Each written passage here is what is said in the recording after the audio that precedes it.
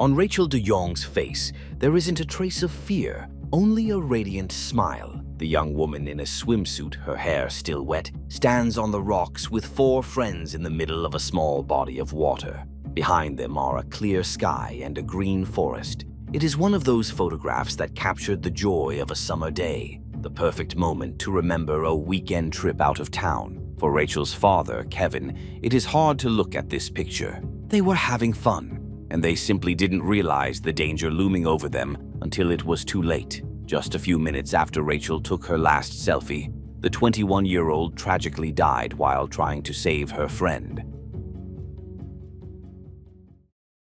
On the morning of Monday, February 6, 2017, the group of friends began packing their things to head back home to Auckland, the largest city in New Zealand. The previous evening, they had spent time at Lake Tikitapu, the Blue Lake, where a large concert called Flocella was taking place. During the event, people listened to music while floating on inflatable boats and mattresses. There were 7 friends in total. Rachel, Gemma, and sisters Alice and Michaela had come to the concert from Auckland. They all stayed with Rachel's friend Maddie in a picturesque area outside Taupo. Sam and Reese, police officers and friends of Maddie's older sister, also stayed overnight at her house. After the concert, the group had a very calm evening, drank a little, and shortly after midnight went to their rooms to rest. In the morning, everyone got up fairly early to leave ahead of time and avoid the traffic jams that would inevitably form on the roads. The reason was that February 6th is a major national holiday in New Zealand, Waitangi Day.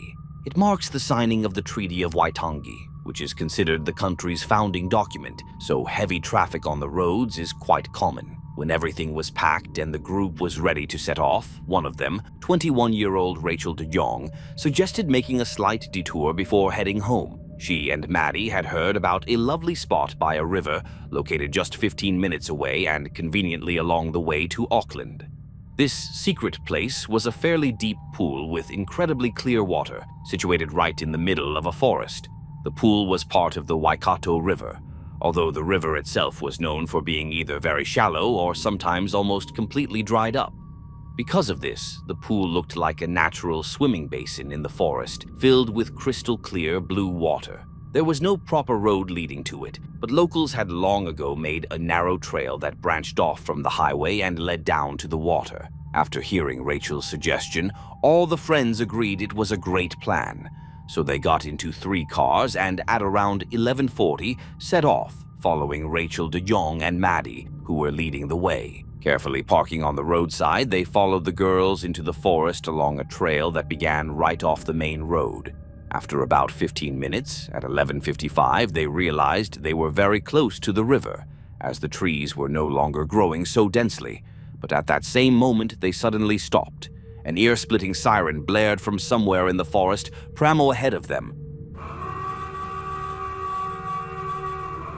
The sound lasted about 20 to 30 seconds, and then faded just as abruptly as it had begun. The group exchanged confused looks, unsure what to make of it. Unable to explain the siren, they simply pushed it out of their minds and continued on. Just a minute later, they reached the end of the trail and found themselves at the edge of a low cliff overlooking the pool that was their destination.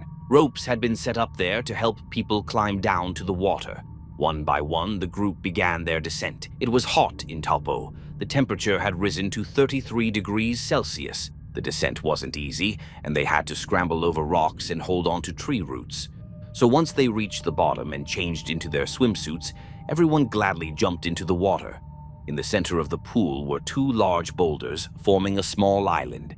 5 of the girls climbed onto them, admiring the view, taking photos, and enjoying their spontaneous detour on the way home. At 11:58, the loud, piercing siren echoed through the forest again. It was the same sound they had heard 3 minutes earlier on the trail. Once again, all 7 looked at each other, trying to understand what it meant, until about 20 seconds later, the noise stopped. They looked around. There were no signs of danger, nothing unusual happening. Surrounded only by peaceful, scenic nature, they relaxed again. Rachel was filming and taking photos on her GoPro, while the others were snapping selfies. Then, 2 minutes later, exactly at 12 o'clock, the sound rang out again. By that point, they had already heard it twice. Although it was loud and unsettling, nothing had followed it before, so they quickly dismissed it once more. The siren faded away just like before, but this time something was different, and all 7 of them felt it immediately. Immediately after the siren faded, a new sound could be heard. It was coming from the same direction, upstream. Even though the river was mostly dry, you could still turn and clearly see where the current would flow if it were full. The group remained standing on the small island in the middle of the pool, listening to the loud, destructive noise of unknown origin. They exchanged curious glances, trying to understand what it was, when suddenly they saw it. A white wall of foaming water was rushing straight toward them at tremendous speed. By the time they realized what it was, a surge of water racing downstream, it had already reached the pool, and the water level began rising right before their eyes. The pool where the group decided to swim was not dangerous in itself.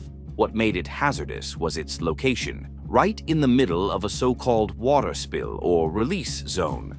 About 200 meters upstream stood the Arachietia Dam, where the gates are opened 3 to 4 times a day, releasing a massive volume of water. This surge rushes down the usually dry riverbed at a rate of about 76,000 liters per second. The Arachietia Dam, located on the Waikato River, is different from most dams. Typically, a power station is built close to the dam, slightly downstream at the lowest point of the rapids. If that had been the case here, the rapids would remain permanently flooded. Instead, to protect the surrounding environment, the power station was built about 400 meters away. Water flows from the dam to the station along a 10-meter-wide river channel. Opening the gates several times a day creates the illusion that the dam doesn't exist at all. The gates remain open for about 15 minutes, and one of the reasons for these releases is to impress tourists, showing them what the river looked like before the dam was built. A powerful, raging torrent. Of course, releasing such a large volume of water is dangerous. According to regulations, a siren must sound 3 times to warn people of an impending release, 5 minutes before, 2 minutes before, and immediately before the gates open. Only in emergency situations, such as when water must be released due to unusually high levels, would there be no warning. On February 6, 2017, the release was scheduled for noon. The sirens at 11:55, 11:58, and 12 o'clock were warning signals that the dam gates were about to open, but the group had no idea what they meant. Just 2 weeks before Maddie, Rachel, Reese, Alice, and the others decided to visit this hidden spot, the warning sign about the dangers of the Waikato River had been stolen. It was the very sign located at the beginning of the forest trail. So when the friends left their cars and headed toward the pool, they had no understanding of the danger they were walking into. Although Rachel DeJong and Maddie had heard about the place months earlier, they had only learned that it existed and how to get there. They had never actually walked the trail themselves. Even though the Department of Conservation knew the sign was missing, it had not been replaced. As the rocks the group had been standing on began to disappear under the rising water, they thought this couldn't last much longer. Whatever this current was, it would soon end, or so they hoped, and they needed to stay in place. But within seconds, the rocks in the center of the pool were completely submerged, and the water kept rising. Only then did they realize, if they didn't get out of the water immediately, the current would carry them downstream. The girls panicked. Sam shouted for them to return to him on the shore, but the flow was too strong to reach him. Their only option was to try to reach Reese, who was closer to them on the other side of the rocks. By this point, the rushing water had reached the girls' knees, making it almost impossible to stand, let alone swim. They decided their only chance was to jump and try to grab Reese's outstretched hands. Rachel took the risk. She grabbed her selfie stick, stretched it out in front of her, and jumped as close to Reese as she could. He caught the stick and pulled her to the boulder behind him. Beyond the boulder was forest, a safe place. The plan initially worked, and Rachel was able to help Maddie across safely. Next was Michaela. She jumped and Reese caught her, but she slipped from his grip. Worse, he lost his balance too, and the two were swept under by the current. Reese recalls, "It felt like a washing machine. I had no control, I couldn't breathe, and honestly, I thought it was over." Michaela remembers being pulled under, hitting rocks, and slowly losing her breath. "I was underwater for so long. I was exhausted. But then I saw light and just swam up. While Michaela and Reese struggled for their lives in the current, Rachel and Maddie managed to stay calm. Rachel moved to where Reese had been and ran back for her selfie stick. She stretched it out to Gemma, who jumped and, barely holding on, was pulled to safety by her friends. Only Alice remained. Rachel shouted for her to jump and grab the stick. Alice, almost fully submerged, jumped, managed to catch it briefly, but then lost her grip and was carried away by the current. At that moment, Rachel, safely on solid ground, jumped into the water after her. She grabbed Alice and tried to reach a protruding rock, but it was too late. Both Rachel and Alice were swept away by the current. Gemma, Maddie, and Sam, who remained safe on shore, watched in horror as their friends were carried downstream. Tourists, gathered on a bridge above the river, hoping to watch the popular water release, were horrified. Some even recorded on video as the water engulfed the rock where Rachel and her friends had been standing and swept several of them away in the raging torrent. When the water release finally stopped, the three friends who had not been swept away by the current contacted rescue services and hurried to search for the others themselves. They found them. 3 miraculously survived, but 1 did not. The victim was 21-year-old Rachel de Jong, the same young woman who had already been in a safe spot but chose to jump into the raging water to try to save her friend. Rachel de Jong knew how to enjoy life. Talented, athletic, and intelligent, she was one of the top students at Long Bay College and popular among her peers. She loved spending time outdoors, especially on the water. Her parents had taught her to think for herself and not to be afraid to try new things. But she always assessed the risks of her actions for both herself and others. Her father, Kevin de Jong, says that he and his wife worked hard to give Rachel and her 2 younger brothers the best possible start in life, but nothing was handed to her on a silver platter. Rachel chose to dedicate herself to a challenging career, rehabilitating patients with spinal injuries. She was talented, but she also worked very hard, Kevin says, and selfless. She always valued others above herself. That's why she is now where she is. Kevin has seen the photographs and even video of Rachel's final moments, captured by tourists. Each girl jumps into the water, one by one, until the last one remains. With outstretched arms, she jumps in. Rachel grabs her hand, slips, reaches for a rock, and disappears from view. These photos and videos will never be made public.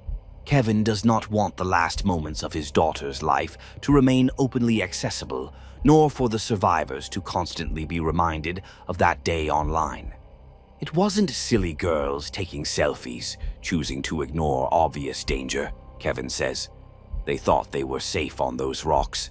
They had no idea of the danger they were in until it was too late. They weren't stupid. If smart people can get caught in something like this, it could happen again, and it must be prevented. The grief of losing his daughter is compounded by painful comments blaming Rachel for what happened. Some people shamelessly claimed that there were signs and a siren, so nothing needed to be changed, and Rachel and her friends ignored the warnings. Kevin strongly disagrees. He believes no one should be blamed for Rachel's death, but wants steps taken to prevent another incident.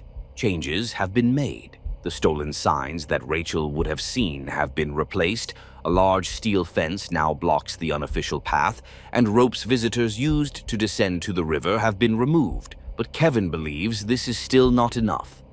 Cameras or drones should monitor the river before any potentially deadly water release, because these releases continue and people keep slipping into the beautiful pool hidden in the forest.